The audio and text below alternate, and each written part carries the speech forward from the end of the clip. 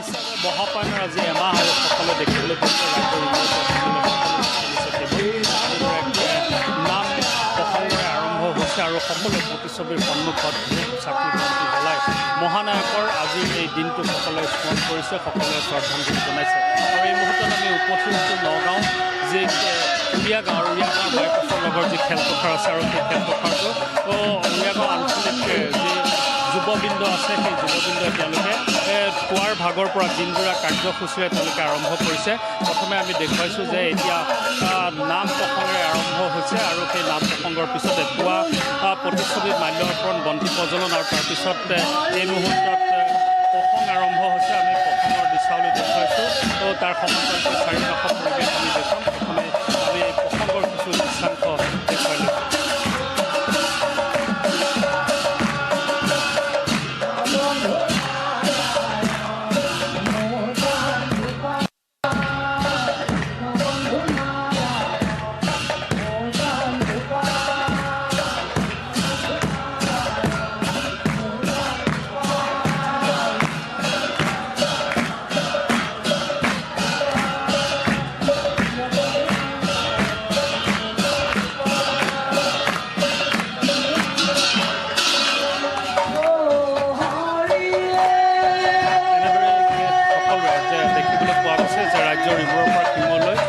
আৰম্ভ হৈছে আৰু আমি কৈছোঁ যে কি নাছিল তেওঁ সেইজন সকলোৰে হৃদয়ত আছিলে।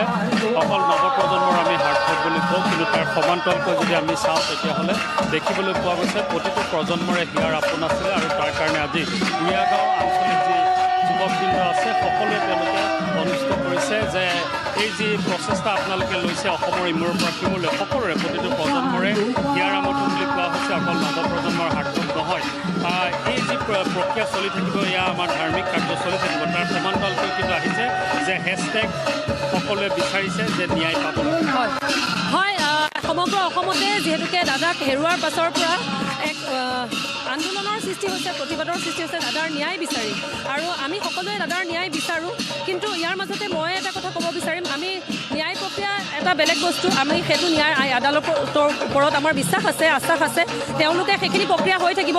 আৰু তাৰ লগতে যিহেতুকে জুবিন দা এজন এনেকুৱা মানুহ আছিল, তেওঁ দেৱতুল্য এজন মানুহ আছিলে আৰু তেওঁ সংস্কৃতিবান মানুহ আছিলে, তেওঁ গীত মাত সুৰৰ মানুহ। আৰু তেওঁৰ সেই আদৰ্শকে আমি সৰুগত কৰি পেলাই আমি যাতে উঠি অহা যুৱ প্ৰজন্মক আমি এটা ভাল দিশে আগবঢ়াব পাৰোঁ, আমি সেই চেষ্টা কৰি যাব লাগিব। আৰু ন্যায়ৰ কথা যিটো কোৱা হৈছে সেইটো আমাৰ আইনৰ ওপৰত বিশ্বাস আছে। আৰু এটা কথা ক'ব লাগিব যে যিটো ন্যায় আমাৰ আদালতে দিব নোৱাৰে, সেই ন্যায় কিন্তু ভগৱানৰ ওচৰত পোৱা যাব আৰু ভগৱানৰ ওপৰত লাগিব। আৰু ন্যায়ৰ কাৰণে সকলোৱে লাগিব যে এয়া হৈছে আমাৰ পৰম্পৰা, ধাৰ্মিক কাৰ্যসূচী, আমি সকলো মানুহ হিচাপে সমাজত জীয়াই থকা হিচাপে আমি কৰিমেই। কিন্তু তাৰ লগতে আহিছে এতিয়া ন্যায়ালয়ৰ ওচৰত সকলোৱে এটাই দাবী হৈছে যে জুবিন গাৰ্গে ন্যায় পাব লাগিব। এটা মাহ কিন্তু সম্পূৰ্ণ হৈ গ'ল, য'ত গৰিমা গাৰ্গে ক'বলৈ বাধ্য হৈছে যে মই এতিয়া পক্ষীৰ দৰে হৈ পৰিম, ফিনিক্স পক্ষীৰ দৰে তেওঁ। আচলতে আমি সকলোৱেই জুবিন গাৰ্গে ন্যায় পোৱাটো বিচাৰোঁ। আৰু আমি যিহেতু এখন গণতান্ত্ৰিক দেশৰ নাগৰিক, গতিকে গণতান্ত্ৰিক ব্যৱস্থাত আমি আইন আদালতৰ ওপৰত বিশ্বাস ৰাখিব লাগিব, আমি ধৈৰ্য ধৰিব লাগিব। বিচাৰ প্ৰক্ৰিয়া চলি আছে, যদি তাত কিবা ত্ৰুটি বিচ্যুতি ৰৈছে আমি এটা পানী নসৰকা ন্যায় ব্যৱস্থাৰে আগবঢ়াটো বিচাৰিছোঁ।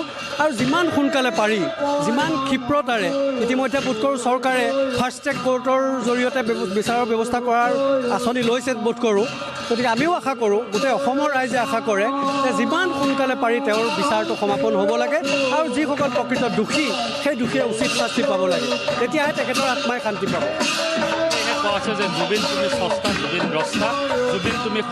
নগাঁৱতো কিছু কাৰ্যসূচী হাতত লৈছে, গতিকে নগাঁৱৰ পৰা কিছু পৰিৱেশ দেখুৱালোঁ আমাৰ সাংবাদিক বীৰেন বৰাৰ জৰিয়তে।